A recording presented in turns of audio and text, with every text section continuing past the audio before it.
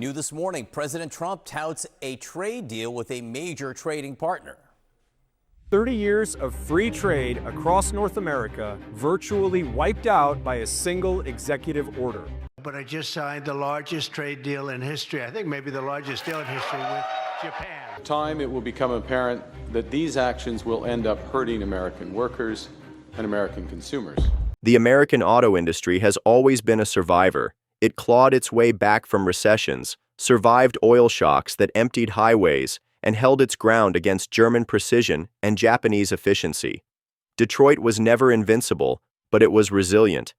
And yet, few blows have landed as brutally as the sudden 25% tariff on imported vehicles, a decision that, on paper, was supposed to protect American workers, but in reality set off a storm that redefined the entire North American car market. Factories slowed, suppliers trembled, and just across the border, Canada saw its chance to turn American chaos into Canadian opportunity. Supply chains that once seemed unshakable began to shift, investment started leaking north and across the Pacific, and the myth of Detroit's untouchable dominance began to crack. What was meant to safeguard the industry instead opened the door to a new power struggle. It all began in the early hours of April 3, 2025. The White House staged it as a moment of strength. Cameras flashed as President Donald Trump signed an executive order slapping a 25% tariff on every car and auto part entering the United States. The justification? A bold defense of American jobs and national security using the powers of Section 232 of the Trade Expansion Act. What followed wasn't stability. It was the start of an economic war, one that quickly bled far beyond Washington's intentions. The first shock didn't hit factories, it hit families. Cars that once symbolized mobility and freedom suddenly felt out of reach.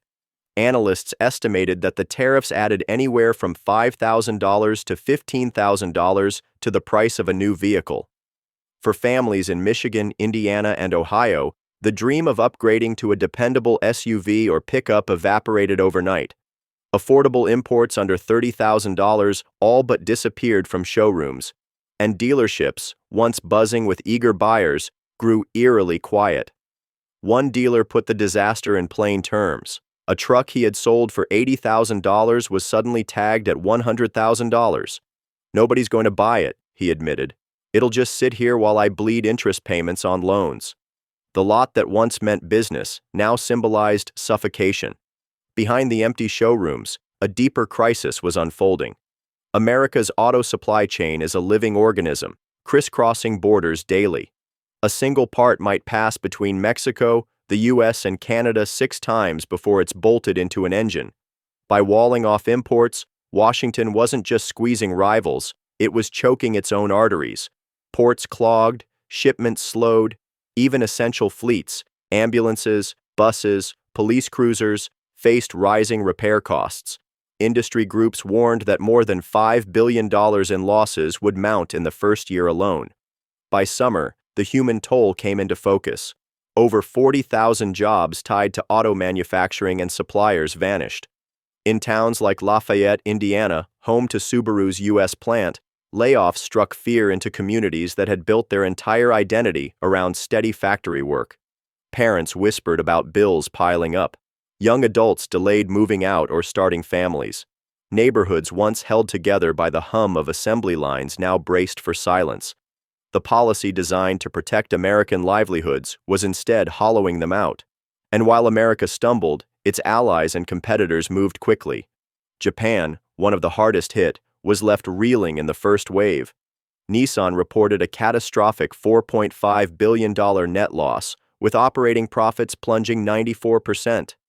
7 factories shut their gates, 20,000 workers lost jobs, and U.S. production of the popular Rogue SUV dropped by 13,000 units in just 3 months.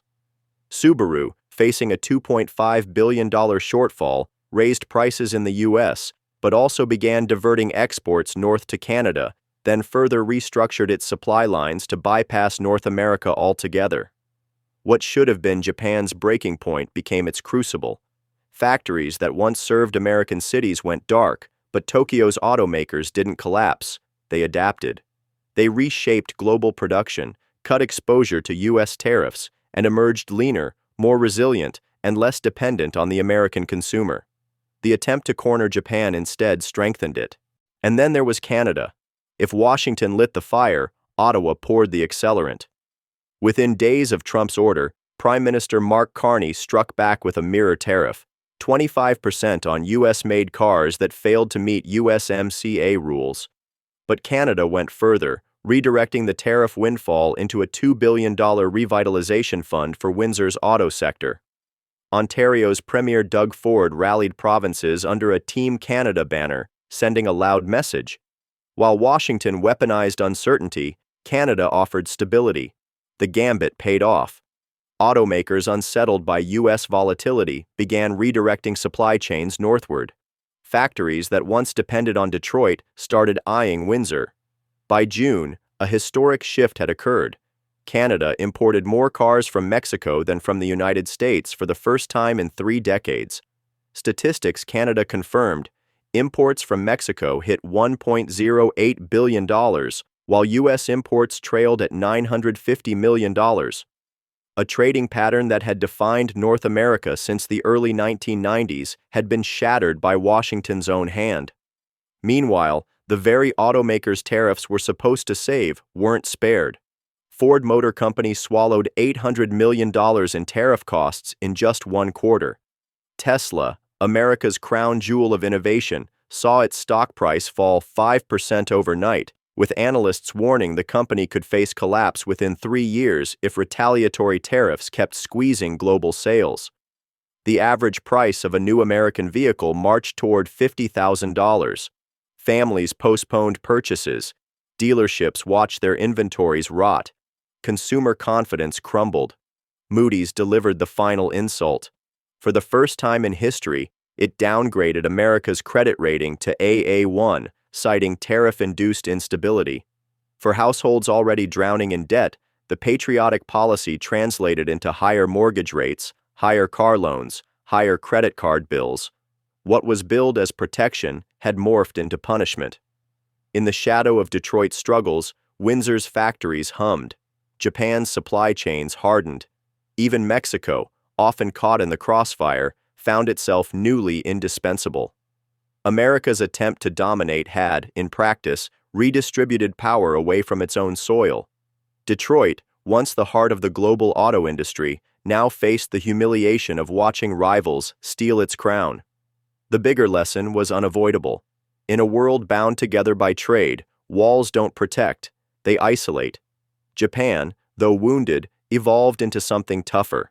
Canada, armed with retaliation and investment, turned disruption into rebirth.